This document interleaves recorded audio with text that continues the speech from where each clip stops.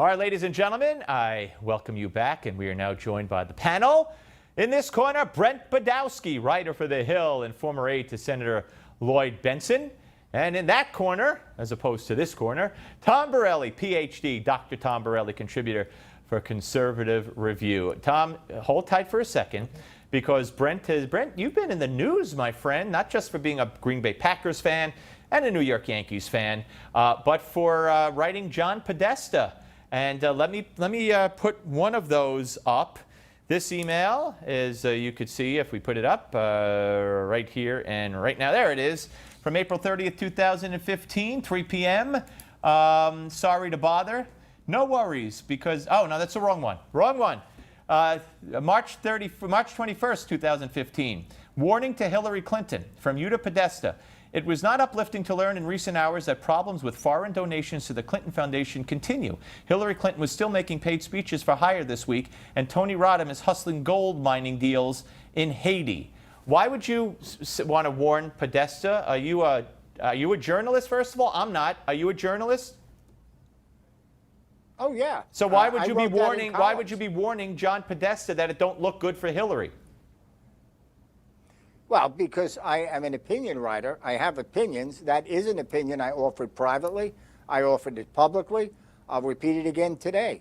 I don't think she should be dealing with all these people in money circles. Now, I think Trump is much worse. Trump was the guy who was writing checks to politicians to buy influence.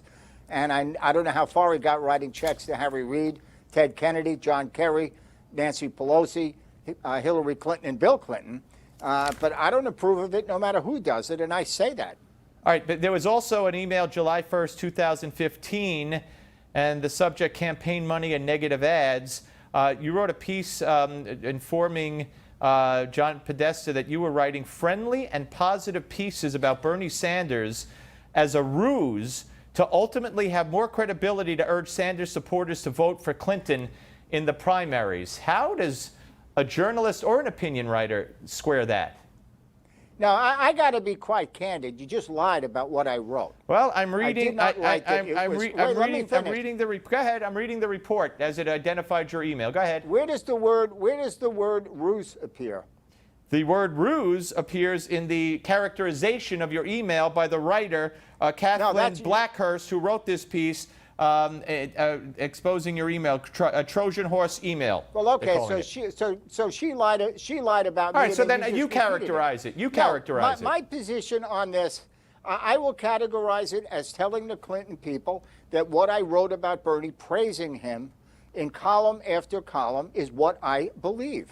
And if I did write, it will give me credibility that she could have if she would stop attacking Bernie.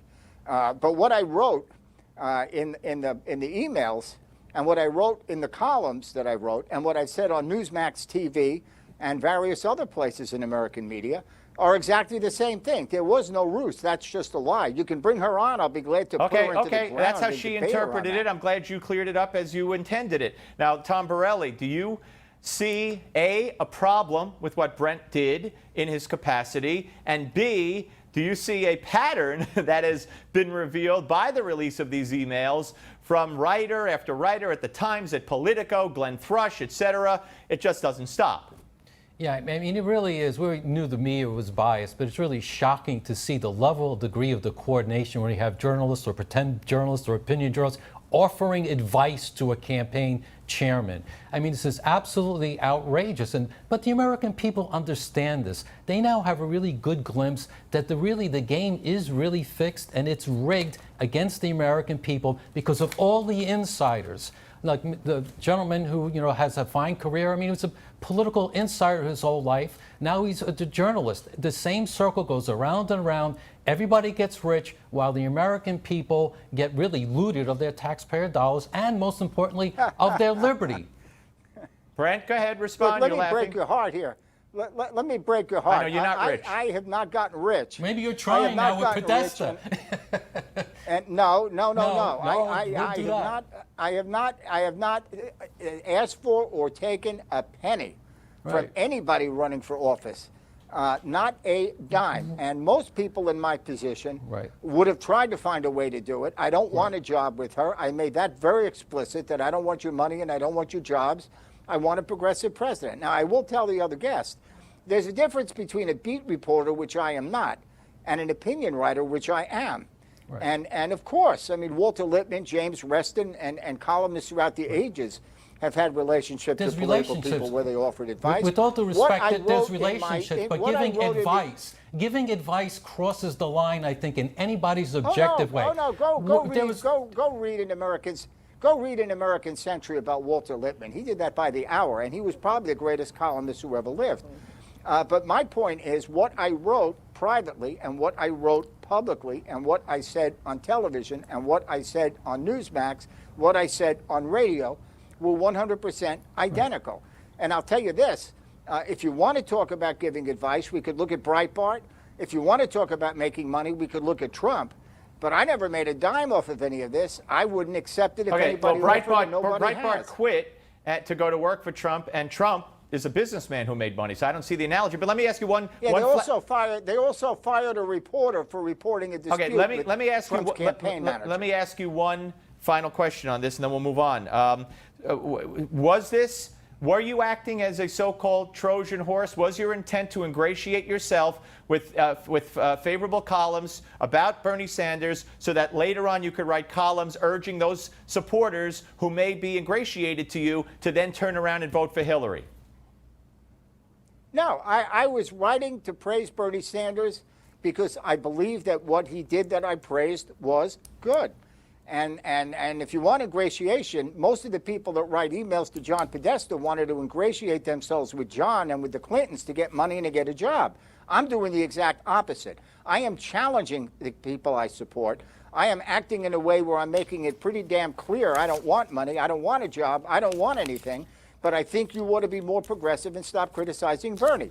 I stated the obvious fact about myself, that the fact that I was fair and generous to Bernie, obviously, would give me more credibility appealing to his people. Let and the me fact ask, that Hillary was attacking Bernie in right. ways I thought were wrong, okay. in ways I criticized to Podesta. So I'm not ingratiating myself to the Clintons, I promise you. Not to the Clintons, but to the Clinton supporters, I was asking. Not the Clintons, but the Bernie supporters. The Bernie supporters, so that you could go back to them later and say, okay, your guy's out. I'm your hero. I supported Bernie. Now go vote for Hillary because you respect me. Do what I say. I was stating an obvious fact of political life and suggesting that Hillary Clinton might emulate that by stopping attacking him unfairly, which I said they were doing, which I wrote in columns they were doing. Okay? I was just telling the truth as I saw it. All right, let me move on, as I promised. Tom, Glenn Thrush, and we talked about this earlier. Glenn Thrush, Politico, sent an email to John Podesta where he said, I'm only doing this because I'm a hack. And he said, is everything okay in this story? Blah, blah, blah, blah, blah, blah. And Podesta said, no problems here. But Thrush also said, please don't ever tell anybody I'm doing this. This is a Politico writer. He's been around for a long time, Glenn Thrush. I mean, my God. And this is typical of what the New York Times writers kind of did, giving Hillary okay on quotes. What are we looking at here? You know, tragically, the American people can't really believe anything these days, and that's really the tragedy because of what's been going on, this collusion of people who want to suck up to power and get profit or get more notoriety or get more popular, whatever it is. It's really crossing the lines of what the role of journalism is. There should be a bright line. The responsibility should be to report the news, not twist the news, not to give advice, not to play games, but give the American people the truth. And the truth is, really, when you look at all these emails, Hillary Clinton is a fraud. We don't know what she believes on any issue. Right, Brent. Before we have another whole segment, so I just want to ask you about Glenn Thrush. What do you think of his email to Podesta? Well, I didn't read him, so I don't know. But I would never say, don't tell anybody I'm doing this. And I'm not a beat reporter, which he is. But I'll tell you this. If you want to talk about frauds. No. Wait. Does it disqualify? Wait, Brent. No, I want equal time for the truth. Donald J. Trump gave oceans of money to influence liberals and Democrats. I'm for not talking. I'm talking 25 about years. a beat reporter, and I Okay? want your Donald opinion Trump because did a sex video. Brent, No, if we're going to hear Hillary's a fraud, Donald Trump did a sex video, Okay. and then he denied Okay. he was telling the truth. I in the value video. your opinion, Brent. So I want to That's ask a you. fraud, pal. What? That's a fraud. Okay, All right. but I want to ask When you. Donald Trump tells- Brent, you can't filibuster me. I want to ask you before the break in 40 seconds. Does this disqualify Thrush from covering the campaign in your view? I haven't read his exchanges. I can't intelligently He said, I'm a discuss it. hack. Don't tell anybody. Are you okay with this story? If I'm saying it correctly, does that disqualify him? Well, if we eliminated every hack, which I'd be in favor of, there wouldn't be It's much part to of the read. team, man. It doesn't matter. Including in the Republican and conservative Doesn't media, matter. by the All way, right, which guys. says Part the of the opposite team. of what All right, they believe good. about All right, Trump. ladies and gentlemen, we on the Steve Malzberg Show are coming right back. So please, I beg of you, and I know you don't want, after this, you don't want to go anywhere. Stay where you are.